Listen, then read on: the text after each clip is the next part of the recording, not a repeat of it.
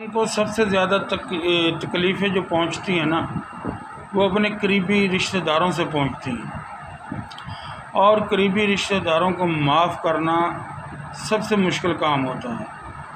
اگر ہم قریبی رشتہ داروں کو معاف کرنا سیکھ جائیں، یقین مانیں، تو ہم ہر معاملے میں کامیاب ہو جائیں گے۔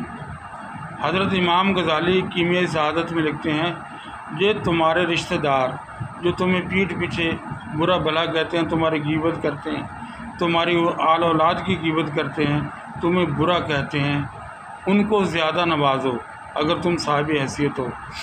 اس سے اللہ تبارک تعالیٰ زیادہ خوش ہوتا ہے، کیونکہ اللہ تبارک تعالیٰ کو جو لوگ مانتے ہیں اللہ ان کو بھی دیتا ہے، جو نہیں مانتے ان کو بھی دیتا ہے۔ اللہ تبارک تعالیٰ کو کوئی فرق نہیں پڑتا۔ اللہ تبارک تعالیٰ بھی یہ چاہتا ہے کہ میرا بندہ اگر کسی کی خدمت کرے وہ میری رضا کے لیے کرے، نہ کہ اپنے نفس کے لیے۔